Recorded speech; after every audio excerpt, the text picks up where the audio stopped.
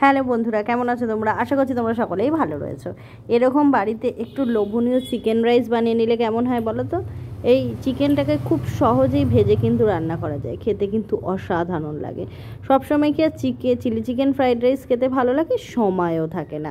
তাই তোমরা কিন্তু বাড়িতে এরকম একটু ঝরঝরে রাইস আর চিকেন দিয়ে বানিয়ে নাও, দেখো তো খেতে কেমন লাগে।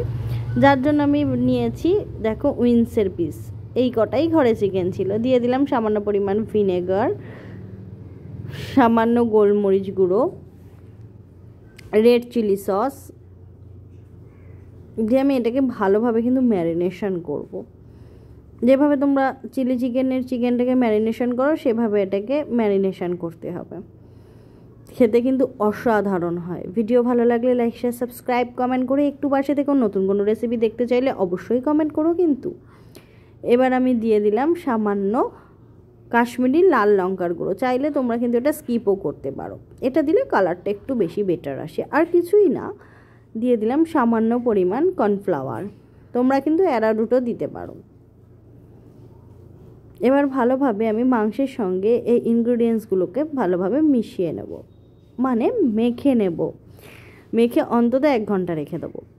কম সময় থাকলে একটু কম সময় রেখো, অন্তত আধ ঘন্টা রেখো। এবার কড়াইতে অল্প পরিমাণ সাদা তেল নিয়ে মাংসগুলো দিয়ে ভেজে নিয়েছি। দেখো মাংসগুলো হালকা হালকা ভেজে নিয়েছি। এটা বানাতে কিন্তু আমার এই কটা উপকরণ লাগবে। প্রথমে দিয়ে দিলাম soya sauce, garlic chilli sauce, দিয়ে দিচ্ছি রেড চিলি সস। এটাতে কিন্তু শেজওয়ান চাটনি মাস্ট, না হলে কিন্তু টেস্টটা অত ভালো আসবে না।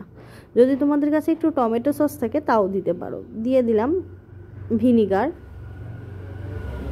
আর দিয়ে দিচ্ছি শেজওয়ান চাটনি। এটা কিন্তু দিতেই হবে, নাহলে টেস্টটা কিন্তু একদমই ভালো আসবে না। দেখো আমি একদম নতুন শেজওয়ান চাটনির বোতলটা খুললাম। এবার আমি 2 চামচ শেজওয়ান চাটনি দিয়ে ভালোভাবে সসটাকে মিশিয়ে নিচ্ছি। যেটাতে মাংসটা ফ্রাই করেছি তাই সেই তেলেই কিন্তু আমি দিয়ে দিচ্ছি একটুখানি রসুন থেতলে নিয়েছি, আমি কিন্তু কুচিও করিনি। দিয়ে দিলাম লঙ্কা আর পেঁয়াজ কুচি, দিয়ে ভালোভাবে এগুলোকে একটু ভেজে নেব। আবারও বলছি, নতুন কোনো রেসিপি দেখতে চাইলে অবশ্যই কমেন্ট করো, বন্ধুদের সঙ্গে এই রেসিপিটাকে শেয়ার করো। তোমরাও কিন্তু এইভাবে এই রাইসটাকে বাড়িতে বানিয়ে এনজয় করতে পারো, খেতে কিন্তু দারুণ হয়। কতটা অল্প তেলে করছি সেটাও দেখো। দিয়ে দিলাম সামান্য পরিমাণ নুন। তোমরা যতটা ভাত করবে ততটা পরিমাণ নুন দেবে। সামান্য পরিমাণ চিনি দিলাম। দিয়ে দিলাম শেজওয়ান মশলা। এটা তোমরা না দিলেও পারো, যদি সঙ্গে না থাকে তাও ঠিক আছে, তবে শেজওয়ান চাটনিটা মিস করো না কিন্তু। দেখো পেঁয়াজটা ভাজা হয়ে গেছে। এবার আমি ভাত করে রেখেছি, এটা তোমরা যে কোনো চাল দিয়ে করতে পারো। আর যে কটা চিকেন ছিল সেই অর্থাৎ ফ্রাই করে রেখেছিলাম, সেই চিকেনগুলো দিয়ে যে সসটা বানিয়েছি সেইগুলো দিয়ে দিলাম। সসের মিশ্রণটা দিয়ে দিয়েছি, দিয়ে ভালো করে ভাতটাকে ফ্রাই করে নাও। দেখো কালারটাও কত সুন্দর এসছে। যতটা ভাজা ভাজা করবে খেতে কিন্তু তত ভালো লাগবে।